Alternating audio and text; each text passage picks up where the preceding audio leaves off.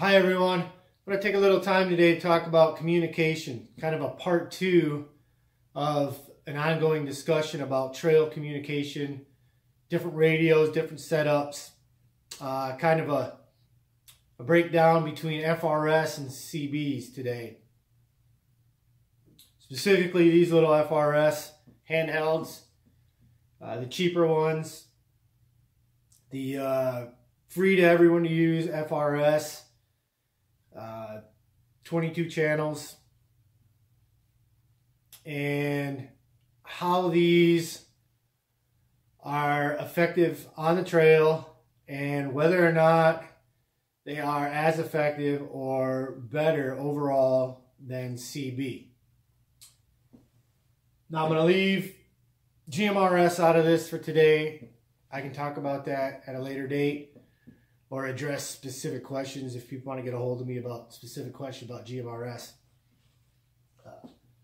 Basically, GMRS, you have to have the license to operate on the 22 channels at a higher wattage.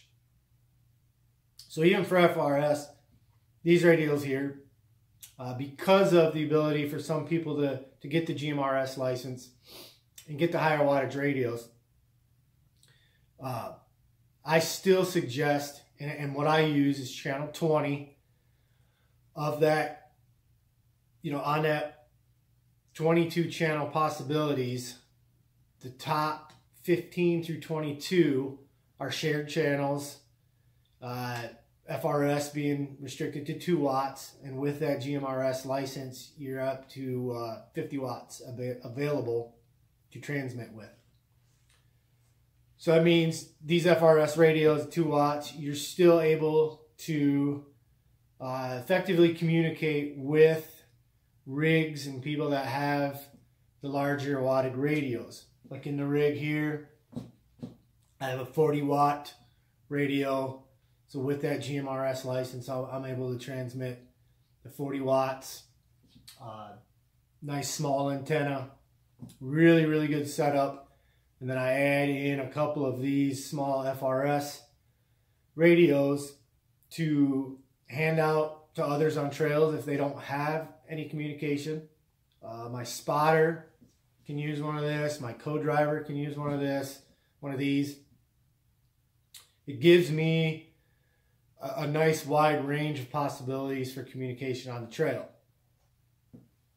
Now specifically with these, this one's made by Midland, and this is strictly, like I said, an FRS radio. Do not have to have a license, free for anyone to use. It's a 2-pack. This particular radio is the T71VP3. There's the packaging. Radios will be in there. And for $80, you're getting 2 radios, charging base, instruction manual, plug-in charger, and a USB type charging cable. Fantastic addition right here.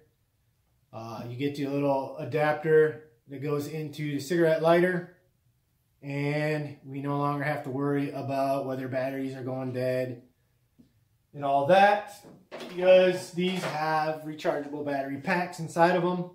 Very efficient, very easy to charge on the go inside the rig. So, pretty good deal for 80 bucks. Now, Midland and other companies also offer the same types of radios, same size,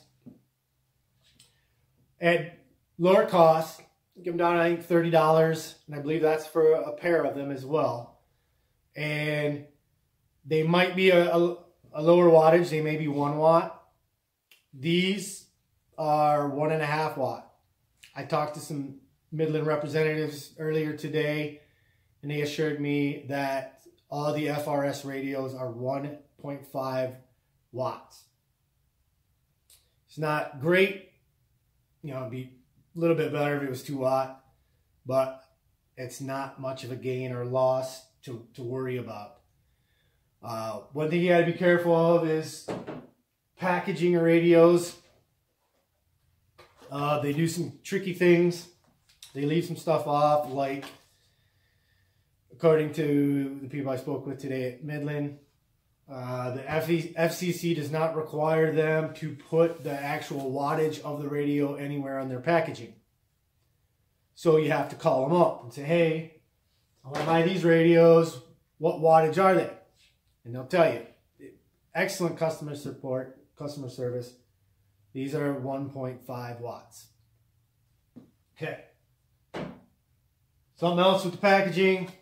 You'll see these numbers up to 38-mile range. Forget about it. No way. That's just kind of a number that they're putting on there. Some will say 36, 28, 26. That's absolute best case scenario. Will you ever see 38 miles out of one of these radios? No way. I've used them enough in different terrain, no way. You'll never see that. Maybe clear open water, flat as a pancake, on the best possible day of the year, maybe.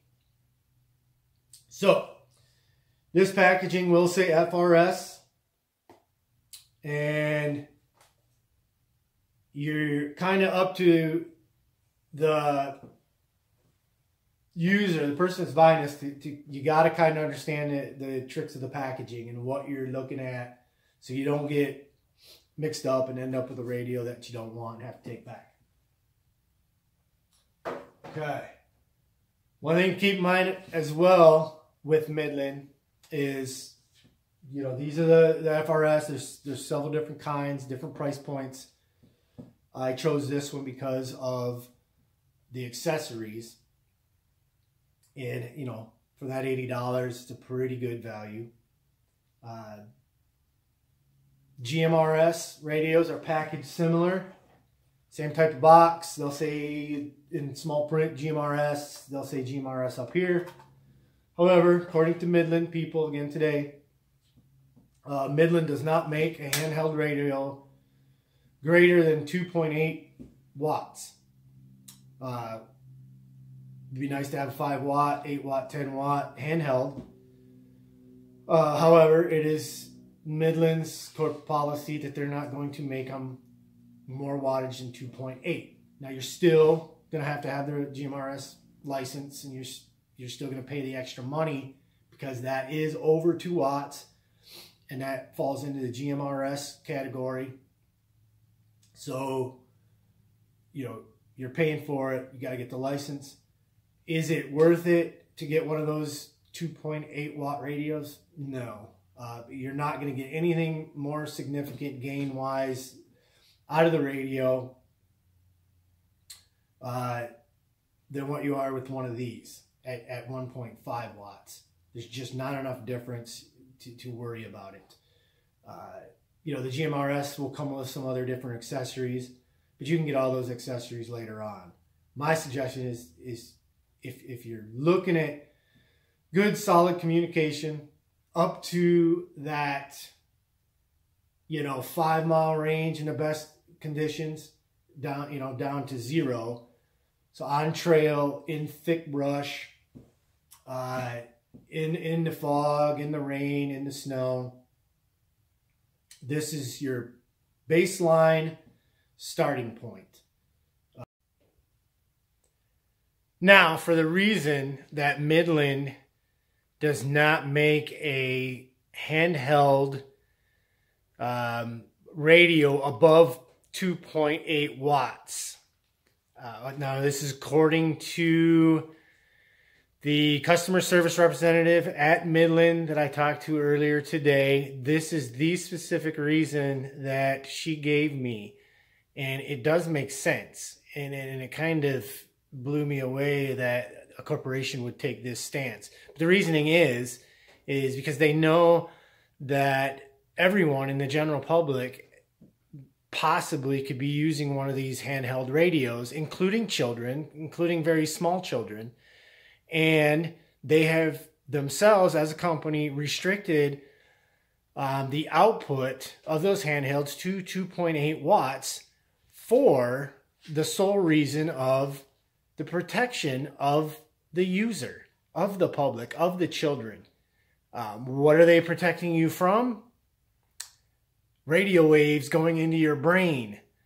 You know, the output of that radio when you're holding it up to your face, you know, that wave goes straight through your head. So, you know, as a corporation, that's a decision that they made not to be producing above 2.8 watt radios for the general public, FRS people, you know, and GMRS to be using. And good for Midland. Fantastic. Does it suck that it's not a 5 or 8 or 10 watt radio? Sure. But for them to make that stance as a company and to in theory protect the public is pretty good on them. As I'm holding a cell phone basically a foot from my brain, that's putting out way more than a 2.8 watt radio handheld walkie-talkie would. Never mind the fact that, yeah, we all want 5G and, you know, can't wait to get 5G. Give me it. I want it. Blast it through my skull. And most of us, including me, I'm probably 20 foot from it now. You know, the Wi-Fi signals going through our houses. Our neighbors are blasting it through our houses. We're blasting it through our neighbors' houses. You're talking megahertz of, you know, radio waves all around us, bombarding us. You know, our own government wants to shove 5G down our throat and straight through our brain. And, you know, who knows what it's going to be doing to us, you know, in the ramifications 25 years from now. But good on Midland. I get it. And at least that's the warm and cozy answer that I got to that question. And good on them. They're going to run with it. You know, different options FRS, but this is at least going to 1.5 watt. There's enough power here to effectively communicate, you know, within a couple miles. Matter of fact, I took this out last night in the fog and I had the rig outside, my daughter sitting in it, and I had very good effective communication within a 2-mile radius.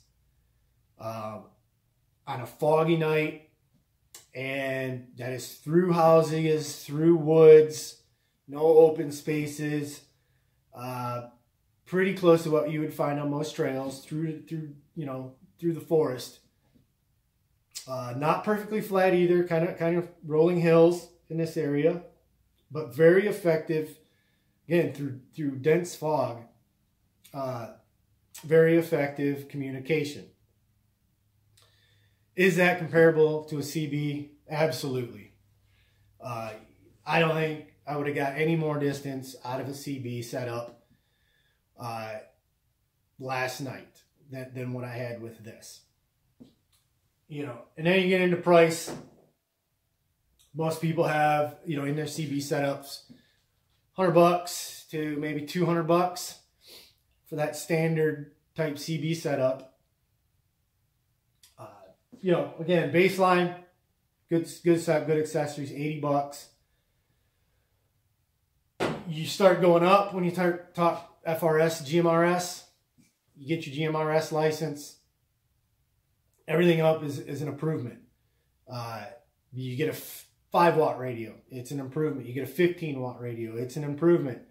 40-watt radio, definite improvement. Of course, you're going to pay more for those. Is it astronomically more? Potentially. It depends on what your ideas are and how much you want to spend for effective communication on the trail. 40-watt Midland radio is $250. You're going to pay the other $75 for the license. So, you know, you're up over 300. And, you know, if you got these at 80, you don't have to. There's cheaper ones to have these to hand out to others or to use with a spotter. You know, you're closing in on $400.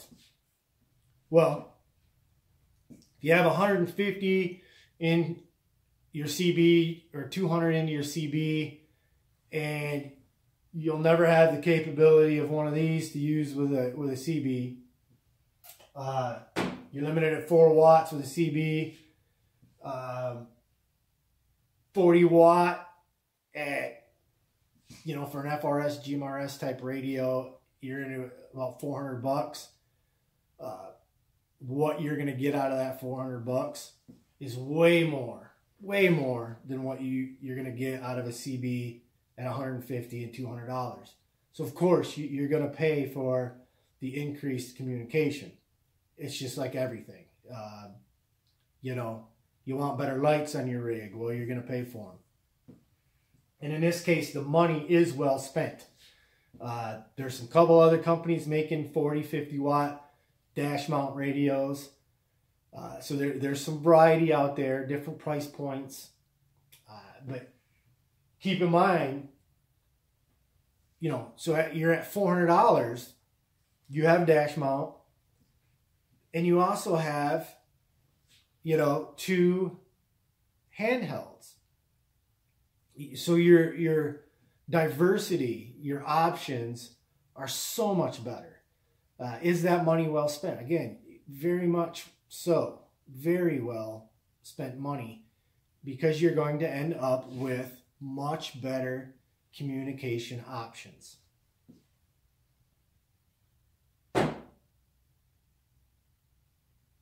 Back to CBs.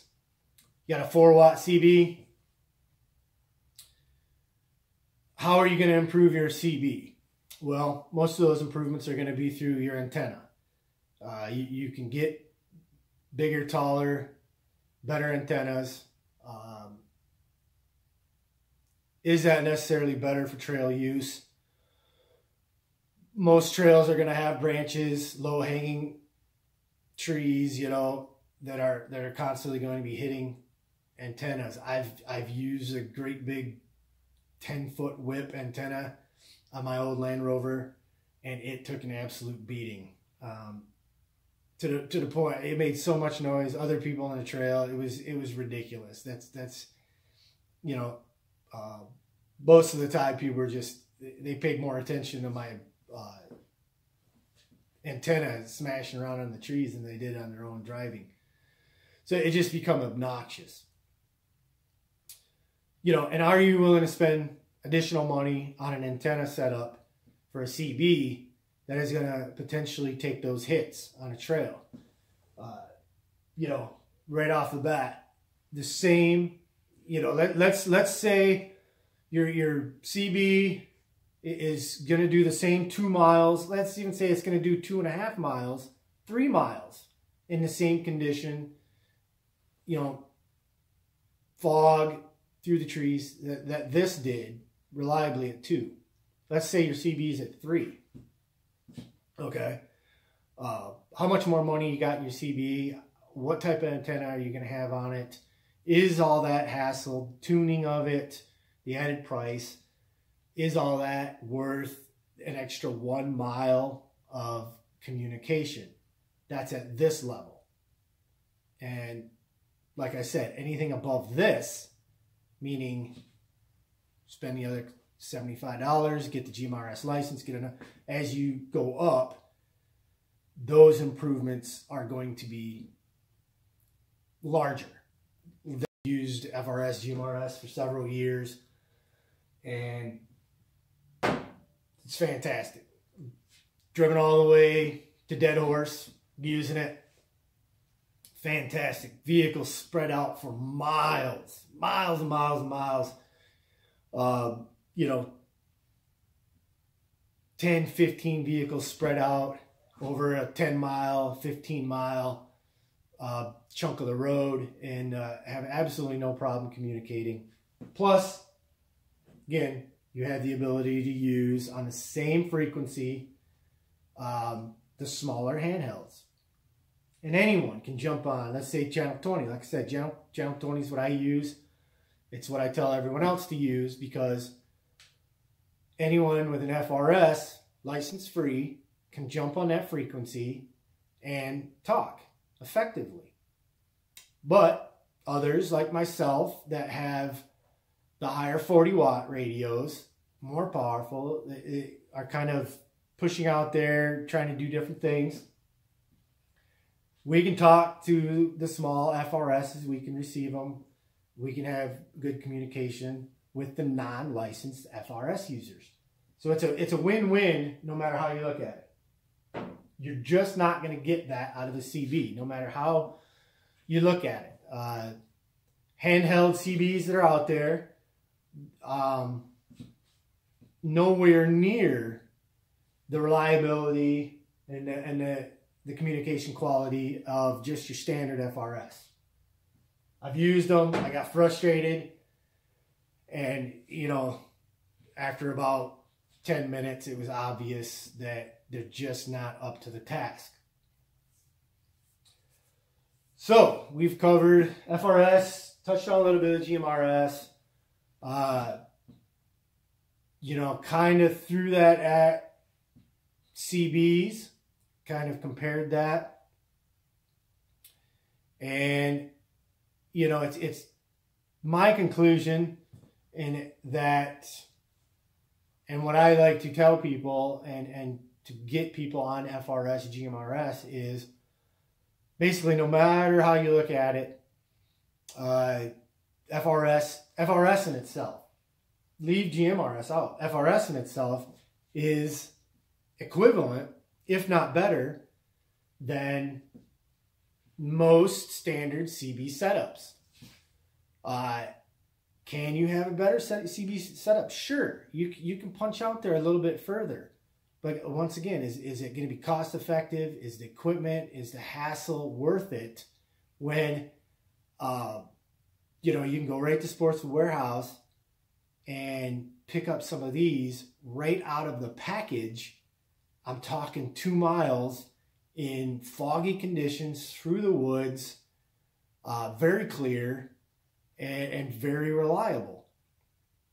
It's hard to beat. So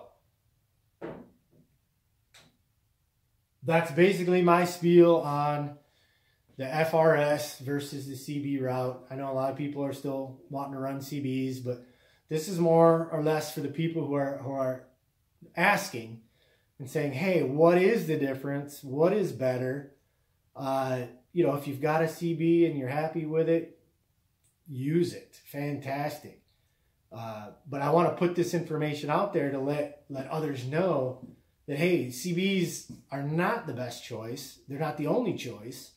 And they're not even really the most economical choice. Today's technology, the FCC change in what they're allowing FRS, GMRS wattages to be like, is increasing, and it has increased, and more manufacturers are definitely going to produce FRS, GMRS radios. It's an evolving market. It's just taken off in the last couple years, and more and more people are starting to learn about it, and companies are offering smaller. Midland offers a 15-watt, really small radio, and that's designed for side-by-side market. So now you got side-by-side guys that can run a 15-watt radio with their GMRS license and, have one of these in their pockets, whatever, and they have effective communications with their side-by-sides. Snow machines, your snow machine is in your pocket, Same thing, Midland makes all sorts of the cool accessories that can go in your ear, little microphones. They have helmets set up so you have communications for inside your helmet specifically for snow machines, side-by-sides, guys that are wearing nice helmets. So there is communication options available for all of that. You're simply not going to ever find that for a CB. So you see how this kind of all starts to come in together. And when you start to talk of overall off-road, community-wide communication possibilities, you start to see FRS, GMRS as very beneficial to that overall off-road craft idea, where we're out exploring, we're out using our rigs, and we're wanting better equipment, we're wanting better communications, better technology to make it, make the experience safer and more enjoyable for everyone. Not only, that's how I look at it. I'm not making communication necessarily easy just for me, for my own benefit. Somebody new shows up to trail, somebody that shows up to trail, they don't have communications. I can hand them one of this. They can legally talk on it. They can talk to me. They can talk to other vehicles on that same channel 20 very effectively. And, when they go home, they're going to be like, wow, that worked great. And they're going to look into it. They can go out and buy one of these, entry level, and then at a later date, start looking at the GMRS upgraded stuff. Or they can just stay with one of these if that's all you're interested in, is that 1 to 2 mile crisp, clear communication, and that's what you're happy with. Boom, $80, got all your accessories, you're good to go. So there we have it. I'm gonna wrap it up right there. I hope this information helps some of you. And like I said, if anyone has any further questions, they can get a hold of me. Not hard to find. And I hope more and more people start looking into the FRS, GMRS communication. Get them. Jump on channel 20 so we can all start to communicate together on one frequency. And we can all have more enjoyable trail runs. That's what it's about. And thanks for listening, and see you on the trails.